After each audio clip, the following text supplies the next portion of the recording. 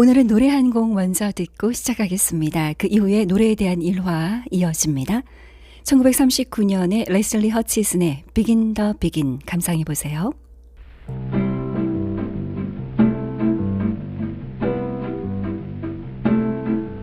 When they begin the begin, it brings back the sound of music so tender. It brings back a night of tropical splendor. It brings back a memory evergreen. I'm with you once more under the stars, and down by the shore an orchestra playing, and even the palms seem to be swaying when they begin the begin. To live it again is past all endeavor, except a tune touches my heart, and there we are swearing to love forever, promising never, never to part.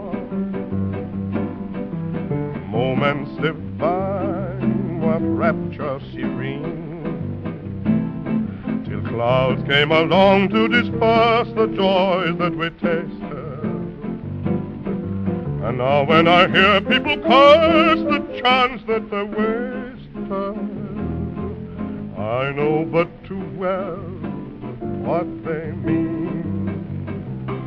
So don't let them begin the begin.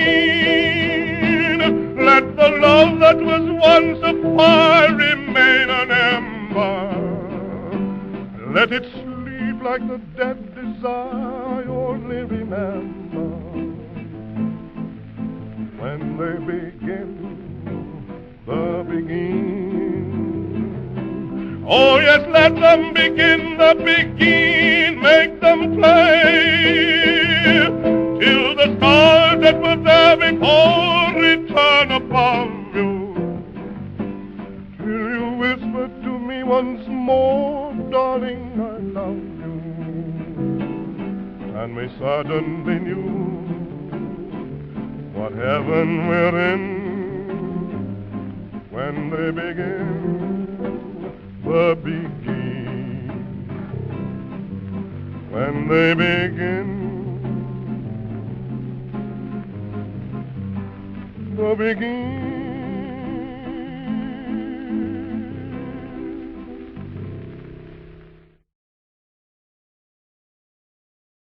비록 Begin the Begin은 메어바바에게 자주 연주되지는 않았지만 그럼에도 불구하고 그에게는 독특한 의미가 있었습니다. 일찍이 50년대 초에 바바는 그의 만달리에게 자신의 몸을 떨어뜨렸을 때 Begin the Begin을 연주해야 한다고 지시하기 시작했습니다. 그리고 그 음반을 연주할 수 없으면 노래를 불러야 하고 노래를 불러줄 사람이 없으면 가사를 낭독해야 했습니다. 그래서 1969년 1월 31일 메어바바가 메어라자드에 있는 그의 방에서 육신을 옆으로 눕혔을 때 그의 여자 제자들이 그의 방으로 가져온 작은 레코드 플레이어에서 Begin the Begin이라는 음악이 재생되었습니다. 이 노래는 또한 바바의 시신이 만달리 홀에서부터 사마디로 옮겨질 때 사마디의 지하실이 준비되고 있을 때 메어라바드 언덕에 있는 바바의 오두막에서 그리고 나중에는 사마디 자체에서 연주되었습니다. 총 7번 연주되었습니다. 그 이후로 바바를 따르는 사람들에게는 항상 특별한 의미가 있었습니다. 요즘 라디오에 나오는 횟수가 정말 놀랍습니다. 하지만 내 마음을 사로잡는 것은 노래가 나오는 완벽한 타이밍입니다. 예를 들어 1983년 2월에 나는 우체국에서 일하기 시작했고 하루에 8시간 동안 라디오를 통해 로큰롤이 재생되는 지역에서 있었습니다. 3일 정도 노래가 귓가를 맴도는 경험을 하고 나자 나는 신음하며 이 끔찍한 곳에서 제대로 된 노래를 절대 들을 수 없을 겁니다. 라고 말했습니다. 그 후 얼마 지나지 않아 나는 누군가가 부드러운 음악 방송국의 스위치를 켰을 때 구내식당에 앉아 있었습니다. 당연히 비긴 더 비기니 내 치즈 샌드위치가 나오는 중간에 나왔고 누군가가 보고 있었다면 내가 갑자기 턱이 굳어졌다고 생각했을 것입니다.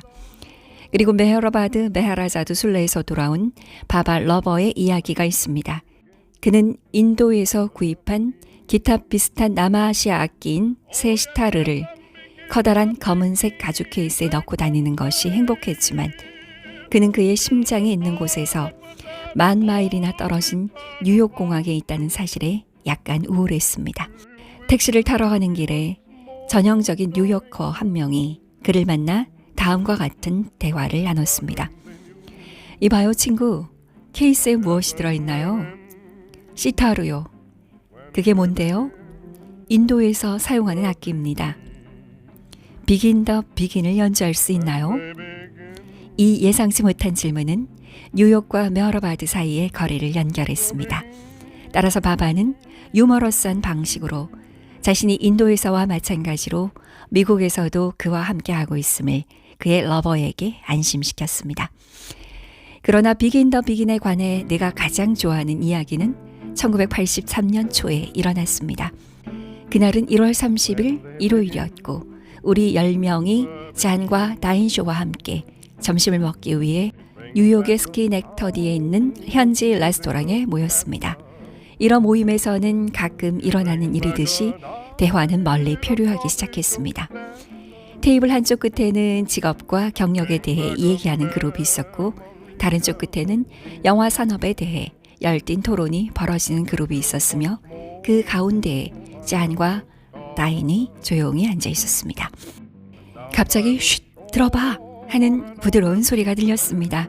그리고 오른손에 귀를 대고 있는 다윈을 돌아보았습니다. 물론 레스토랑 라디오에서는 비긴 더 비긴이 흘러나오고 있었습니다. 일행은 금세 고요한 몽상에 빠져들었습니다. 알고 보니 작은 식당에 앉아있는 사람은 우리밖에 없었고 어느 순간 고개를 들어보니 직원 2분이 믿기지 않는다는 듯이 고개를 저으며 우리를 쳐다보고 있었습니다.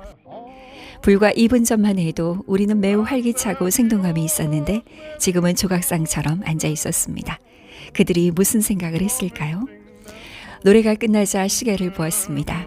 뉴욕에서는 오후 1시 30분이었지만 인도에서는 정확히 1월 31일 자정 12시였습니다.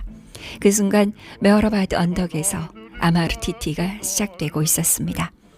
이것은 우리가 마음과 가슴에 기록하고 싶은 이벤트입니다. 그래서 우리 마음의 양들이 방황했다는 사실에도 불구하고 바바는 우리 모두를 집으로 데려왔고 아름답고 가장 가슴 아픈 방식으로 가장 거룩한 날을 인도했습니다. 이것이 우리를 위한 그분의 연민입니다. 나에게 바바의 아바타적 위대함은 창조를 위한 그분의 일뿐 아니라 그분을 사랑하고 붙들려고 노력하는 우리 각자가 경험하는 이러한 작은 것들, 작은 개인적인 손길들에도 있습니다. 바바와 관련된 모든 노래나 사건은 우리에게 그분을 생각나게 하고 그 기억과 함께 그분의 감미로운 사랑과 생동감 있는 존재감을 가져옵니다.